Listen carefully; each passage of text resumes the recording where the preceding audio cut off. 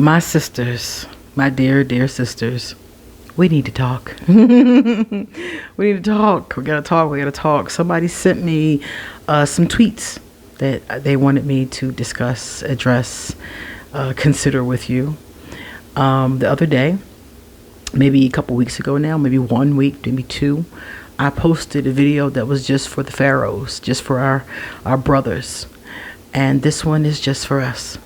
So brothers, I ask if you choose to watch this video that you don't comment and you leave us be, because this is a time for us to talk to us. Okay? We gave y'all time. Now, please give us ours. All right?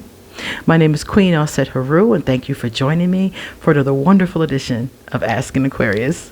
If you haven't already, please hit the red subscribe button and smack the bell. Also, if you like this video, please give it a thumbs up and pass it on to anybody and everybody who might like it too. Please drop us a positive comment in the comment section. And if you would like to get a reading done, please email me, because all my information is underneath this video. You could email me or you can hit me up on social media too. If you would like to become a patron on Patreon, that would be awesome. That link is underneath this video, and a whole bunch of other stuff too. So just check out underneath this video and you will find all of those things. You will also find this. This is my Queen mug that I got from AscensionLife brand. And if you would like to get this mug or any of her other cool items, the link is right underneath this video. So now we're going to do our sip of the day. Remember, all you have to do is tell me what you think I'm sipping in this mug.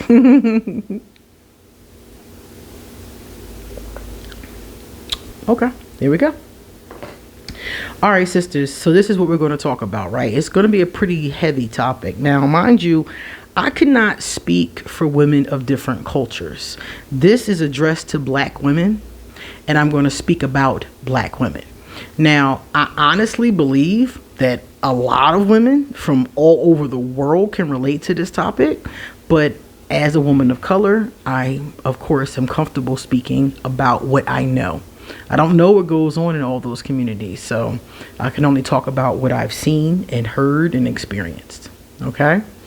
So I'm going to read them to you. It's several parts to it.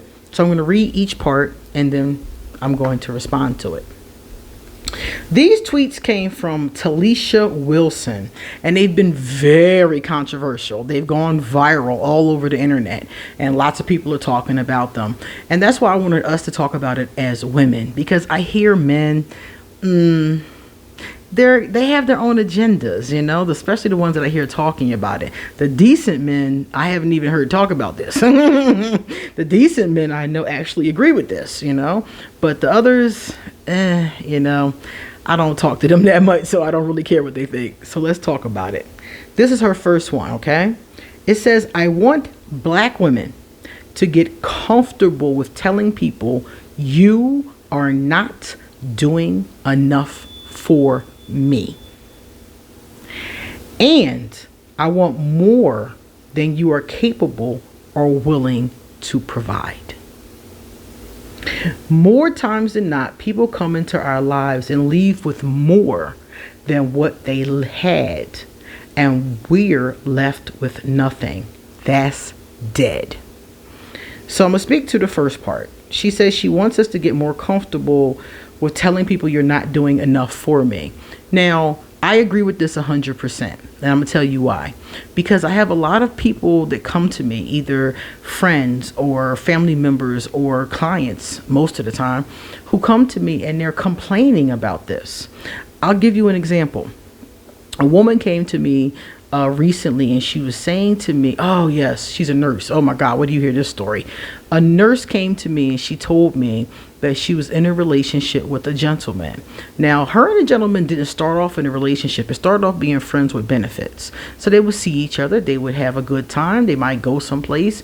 Every time they went somewhere, she paid for everything because she's a nurse. She's an RN. So she felt as though, you know, he wasn't working, or he was working sometimes, she said, odd jobs, things like that, you know. So he wasn't really had a steady income, and she did a good good one too. So she felt as though it wasn't really that big of a deal. Now, personally, that's a deal breaker for me. If you don't have a job, a career, you don't have your own income, I'm not even going to date you. To me, you're not dateable at that point.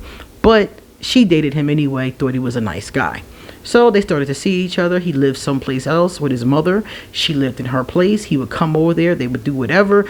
They would go out. They had a fun time. She paid for everything. Everything was awesome. No fights, no complaints, no nothing. Everything was great, you know? So they kept on doing this, and she figured, well, hey, you know, I'm not home. If we're making love and in the morning time I'll leave him in the bed. What's the big deal? So of course this turned into him being there all the time. That turned into him basically living there. Okay, so this went on for 2 years. So for all this time, he's staying there, he's over there, you know, she goes to work, he lays on the couch and plays PlayStation. He gets up every morning and takes her to work. He gets up every afternoon and brings her back home. It was a pretty decent setup. She didn't have to drive, she had to pay for parking, you know. He would have his own free time, of course, to, you know, play PlayStation, lay on the couch. So both of them seemed to be happy with the arrangement, right? Well, until they weren't. And this is the shit that I'm talking about. Because basically what ended up happening is one day he drove her to work, okay? He dropped her off at work and she realized that she forgot something back home. So she called him to bring her this something. Now, mind you, he didn't answer. So whatever this thing was, I can't remember what, I think it was something she needed for work, ID, something for work. So she had to go back and get it. So she called an Uber. The Uber took her back to her apartment. She gets to the apartment and she finds this man that she's been living with, sleeping with, being with for 2 years in bed with another woman. In her bed that she's paying everything for with another woman. Okay. So when it was all said, done, and over with, they, you know, it was a big fight and her and the girl talked and all this shit blew up, you know. And at the end of the whole thing, she said to me, Queen, I feel used. And I said, Queen, you weren't used. You allowed this. You agreed to this. You were the one that stated that everything was great, you know. Now, the thing about it that really messed me up about this whole thing when she was telling me about it, he had no money, right? He couldn't pay for anything, right? The woman he was sleeping with on the side said he gives her money every week. Interesting. So the side woman, okay, that is not really, you know, really in his life like that, he's making a way to give her things. He's making a way to show her she has value. But when it comes to the other woman, my friend that is the nurse, he never could contribute. He was contributing where he wanted to contribute, and that's fine, you know. But my thing is that he's taking your money to contribute to another woman's household, but would never contribute to the household he lived in because he didn't have to. So when I saw that first part where it said you need to ask for, you need to let them know, you know, this is not enough. And I'm thinking about her and she said, I feel used. But I'm like, well, what did you want from him? I wanted him to contribute here too. But you never said that. You said that you were making enough money. And she said, well, it was because he didn't have any. He could have got some. He's able-bodied. It's not like he couldn't have gotten a job. So she allowed him to give him the barest minimum, even though that's not what she wanted, and fooled herself, was in denial to herself and everybody else that, oh, it's okay. But it was never really okay to her. So when I saw that first part, I'm like, you know, women really do need to tell, like, you're not doing enough for me. And then the second part, I want more than you are capable or willing to provide. That's fine. You know, if you're not capable or you're not willing, that's fine. But as a woman, you need to state that and let them know that it's not acceptable.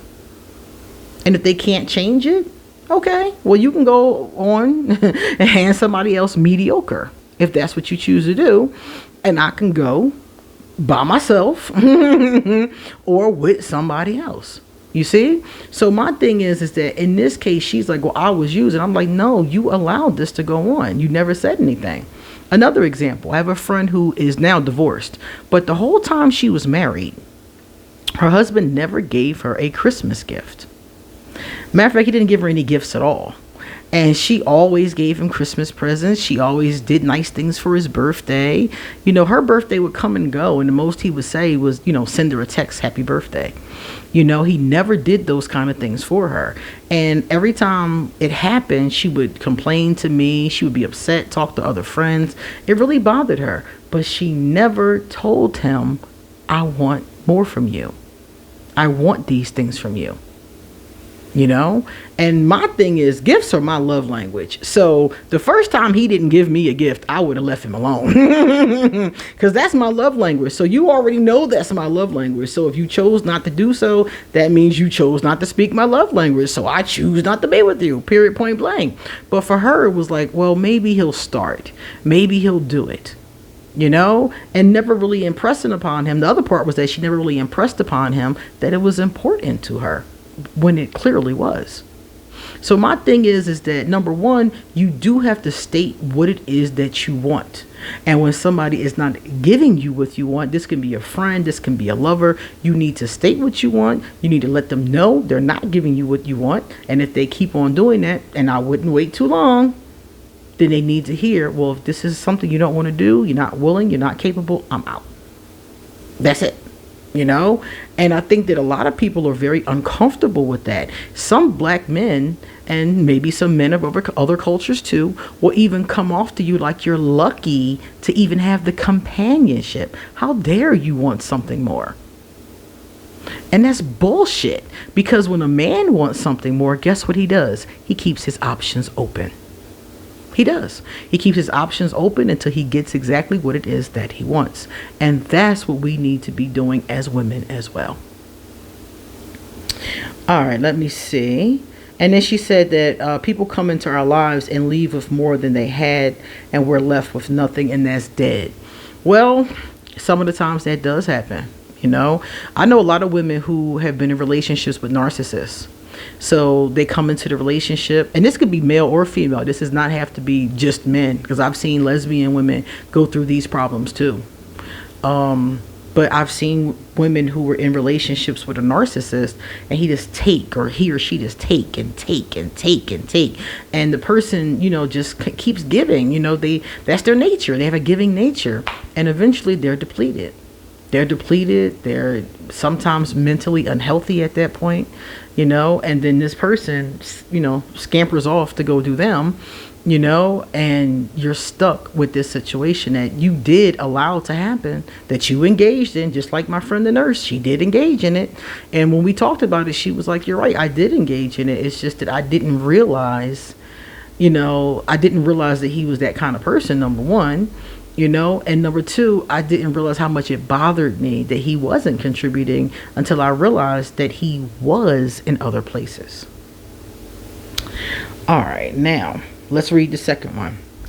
I want black women to live a life that doesn't require a person to break us down to our smallest selves before realizing the magic that's right in front of them. This goes for all relationships. Platonic, romantic, work, family, and community. I definitely agree with this too. I hear a lot of people go through what I call struggle love. You know, they go through this struggle with this person, which is really just a trauma bond. And they go through a struggle with their significant other or their best friend or whoever it is. And they're bonded through that based on what you're saying here.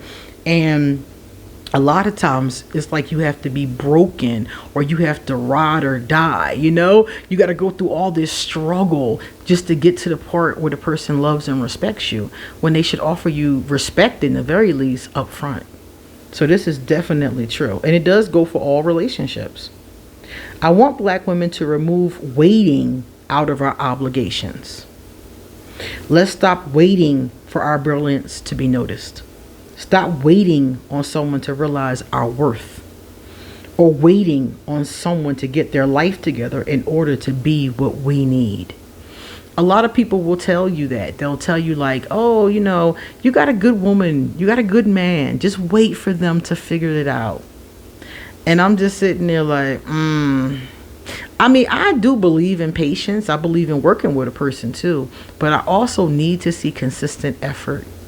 And I like the way she said, where a lot of women are waiting. She said, waiting to somebody else to realize your worth. What? Like what? Waiting for the person to become what we need them to be. I'm not waiting. I'm just not. You need to step to me when you are ready to be a partner. You need to step to me when you're ready to be a friend. Just step to me when you're ready to show up in our relationship, whatever it may be, and be reciprocal. And that's not too much to ask. To ask somebody to give what you're giving is not unfair. So I agree with this 100%. Black women are not the world's superhuman. We're not responsible for the adults around us. We don't have to stay anywhere that isn't serving us in the individual ways we need for any extended time. So in the community, we are often expected to take care of everyone. We're expected to take care of the kids.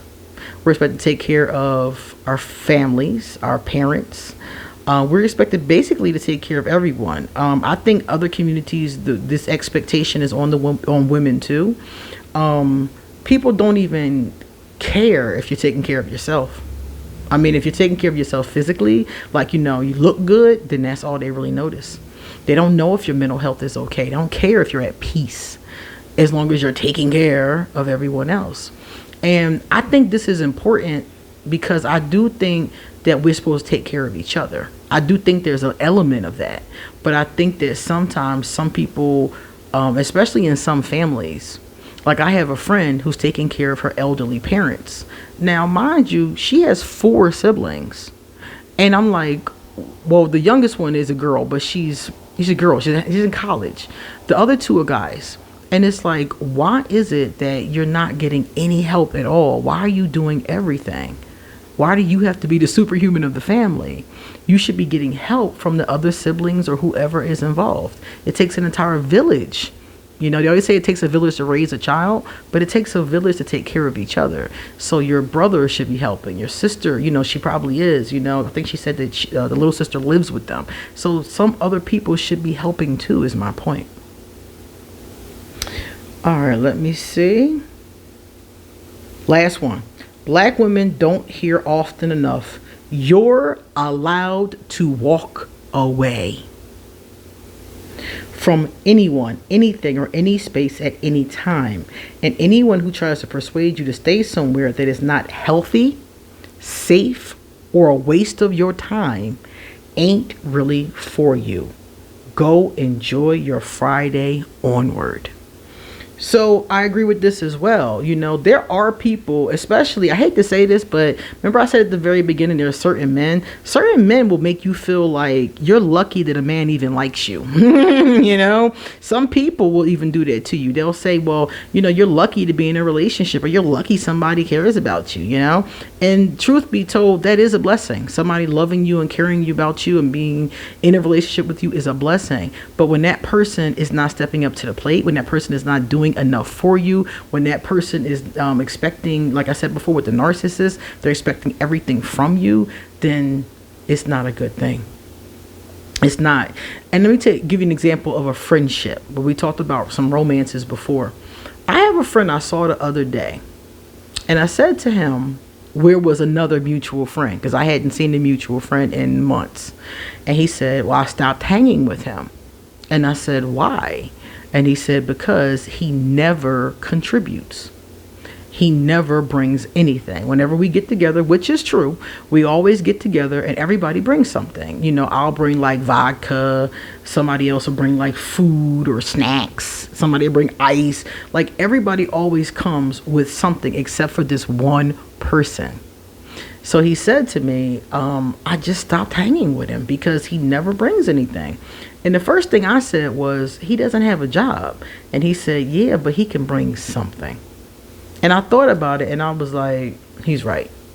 because other people don't have jobs, will contribute as well, As when you don't have a job, you're not just sitting around twiddling your thumbs. He could bring a bag of $1 ice, and that's what the point that my friend was trying to make, was that this person doesn't want to contribute. They don't care. They want to just take. And that's the whole point. And if it's a platonic, if it's romantic, if it's a friendship, there's people in this world who just want to use you, to take from you.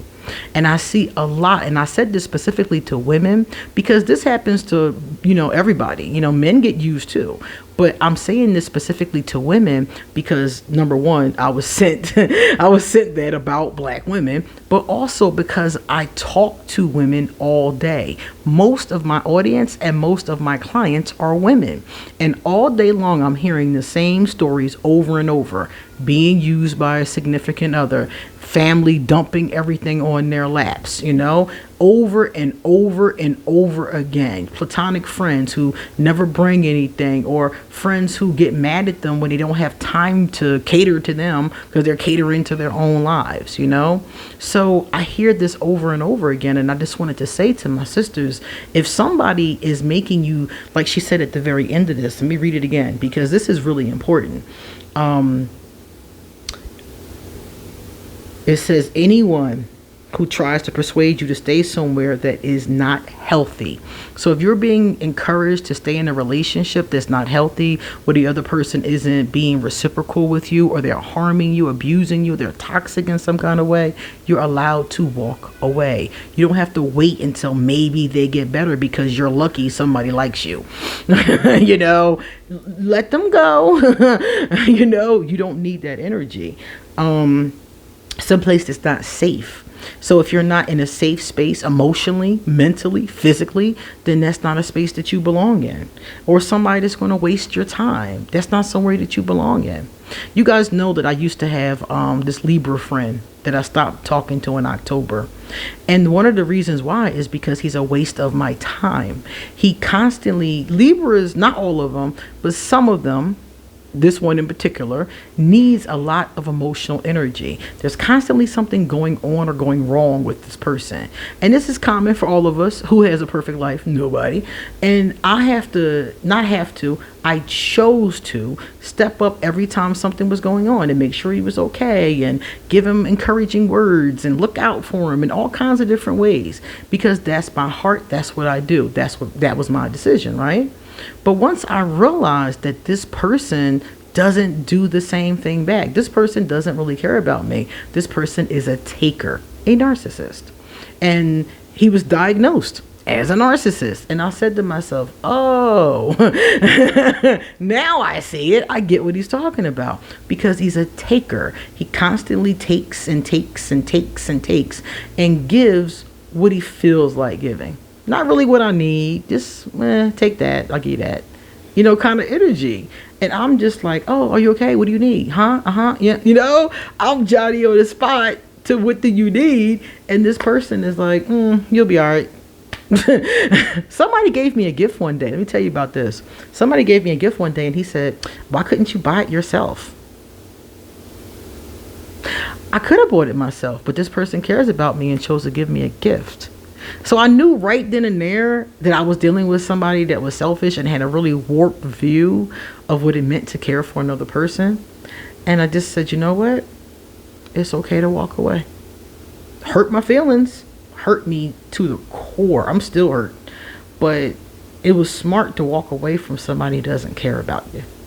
So I think that that's what she's saying here. I know that's what she's saying here. So if you're somebody who's in a type of situation where you're with someone in any kind of way, whoever it is, and they're not giving you what you deserve, they're not giving you what you want from that relationship, your first thing is to say something. The one mistake my friend made is he never said anything to the other friend about him never contributing. He might have changed his tune. Who knows? Might not have. But first you say something. Then you wait a little bit of time to see if they put in effort, And if they don't put in effort, that's when you let them know that what they're doing is not enough for you. And if they don't change that in a certain amount of time, you let them know, I want more than you're capable of willing to give me. I really respect the time we've spent together, but I think I need to find somebody who's going to give me what I need, what I want. And you have that right. So again, I do think that men and women experience this. And I also think that people from different cultures experience this. But I'm speaking to what I know. The culture, the people, the gender that I know. And I definitely agree with this. And I think that if more of us did this, less of us would feel used. All right, let's take a look at our positive comments for today. The first comment is from Jazz. Hey, Jazz, what's up? Jazz said, no lies told. I hate when I'm in one of my extroverted moments and agree to meet up and then cancel. Very Aquarius, very. I'll be in an extroverted moment when I want to dance and I want to party and I want to see people, and somebody be like, yo, you want to go out on Friday? Yeah, I want to go out on Friday. That's what's up. I'm wearing this. I'm going to do this. Da, da, da, da. And then Friday come and I done worked all day and I'm exhausted. I'm just like, can we go next Friday? You know, I hate when I do that. So with me, everything is tentative. I will always tell people, let's go out on Friday if I'm up for it. If I'm not exhausted. If it hasn't been a long day. So now my friends already know. It's tentative until I say, yes, I'm going. The next one is from Riri Fire. Hey, Riri. Riri said, hey, Queen. I wanted to know why earth signs are attracted to me. I'm February the 8th. Blessings. Earth signs, in general, it depends on which one you're talking about. I think that Taurus are attracted to Aquarius because there's a very sensual nature with Taurus. And I think that Aquarius and Taurus have a tendency to bond in that passion, you know? I really feel like that's what it is. At least it was for me. I have a lot of passionate vibration going on with certain Tauruses. Virgos, I think, like Aquarius because we're smart. Virgos like smart people, and they like people that can handle their business. And Aquarius, who are the thing about us, if we're into something, we're into something, you know? If we're into a topic or something like that, we're into it. And Virgos like that expertise, because Virgos are like that. That whatever they're into, they're meticulous about, and they're perfectionists at it. And Aquarius are usually experts in whatever we set our mind to. So that's what we, you know, click in that area. So they often are drawn to us. That intellectual conversation and stuff like that, that makes Virgos drawn to us. Capricorns are drawn to Aquarius because of our freedom. Capricorns often tell me that unless they have certain placements, they don't always feel free. And they love how free the Aquarius is. They love seeing it. They love experiencing it. But the problem is that every Capricorn I've ever been with eventually wanted that freedom just to themselves, just to themselves, you know, and that's not free. You gotta let me breathe, dog, you know. So that becomes a problem with Capricorns. So those earth signs do have really good reasons for being attracted to you February 8th, you know, but it's not always the easiest vibration for long term. Okay, so if I were you, I would really consider, in general, for Aquarius, air or fire signs. That's the general rule. Now you can try any sign you want, because you might find a person of another water or earth that's cool, but in general they say those are the most easy compatibility for Aquarius. Now you guys come back soon, because I got a lot more to say. See you later.